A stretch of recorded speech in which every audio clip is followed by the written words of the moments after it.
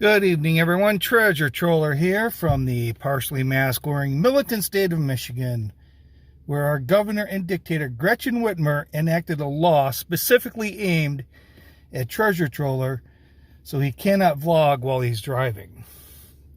A couple of things today. I was just thinking about this earlier. It wasn't that long ago when Sarah Palin was the running mate of John McCain for the vice presidency when McCain was running for president. And a lot of people, the mainstream media had a lot of fun with Sarah Palin, like maybe not knowing what she was talking about. And I can see Russia from my window or something like that. And they made a lot of, they had a few jokes with that. The mama bear thing, I guess. And now we have Kamala Harris as the vice president. And I'm wondering, are we really any better off? Was Kamala that much of an upgrade? Or is she that much of an upgrade than Sarah Palin would have been? I don't know. You decide. So what I wanted to talk about, I almost did this vlog last night, but sort of, I'll give you a little bit of behind the scenes thing. Lamont and I talk on occasion, and he always says, well, if you want to grow your channel, you shouldn't talk about stuff about Michigan. You should be more, more general, or talk more on kind of national things. And I don't disagree with him, but every now and then some Michigan stuff comes up. And then when I want to talk about it, I always in the back of my mind going, Lamont said kind of thing. But I saw this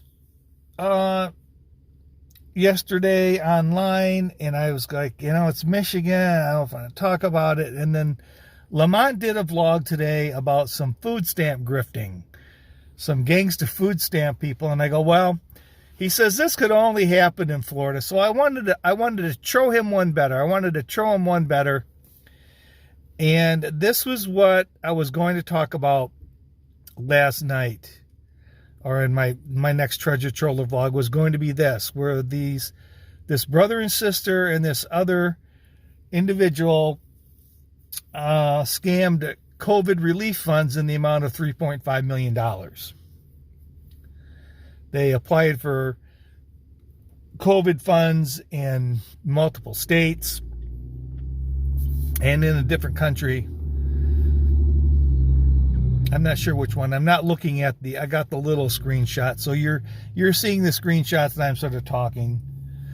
Puerto Rico, maybe. I don't know. Well, anyways, the thing that sort of caught my attention was that this clip of the state attorney talking about how they were, we're not going to let people rip off the American taxpayer. And I'm not really certain any American felt ripped off as far as getting COVID relief funds. Now, there were businesses that were shut down, permanently shut down, never to return, that probably suffered, and they were American taxpayers. They suffered. There was a barber in Michigan and a restaurant owner in Michigan where the restaurant owner was jailed. I mean, they were American taxpayers that suffered. So I can't think of individuals that suffered. Drug companies certainly didn't suffer. I mean, there's help wanted signs all over. There's help wanted signs all over. So all these people that were receiving these COVID funds, I mean, must have made $1 trillion on them, because no one's going back to work. So they must have been getting enough money, or I would think all those jobs would be filled. So as much as I don't agree with stealing money, I have to say that I don't really think the the damage was done to the American taxpayers. In the end, we're going to find a lot of, I mean, this was just one of many ads. If you Google any state and look up COVID fraud, you're going to find millions of dollars. So it was a big money grab. It's going to end up costing the American taxpayers billions of dollars because of this, not to mention the money they spent, I guess, investing in an immunity enhancement program.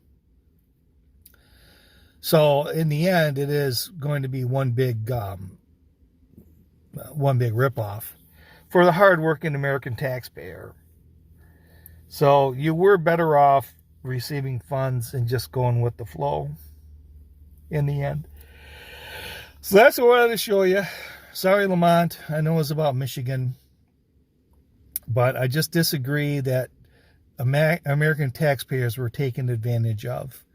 There's too many people, too many of them that still have not returned to work. So they're paying their rent somehow.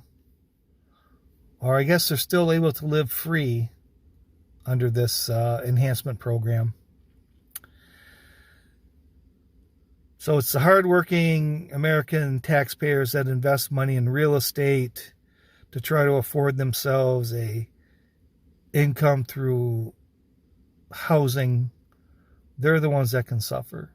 So I guess the real American taxpayers that are suffering are the ones that actually pay taxes, not the ones that continually receive benefits. So with that, this is Treasure Troller saying aloha and good day.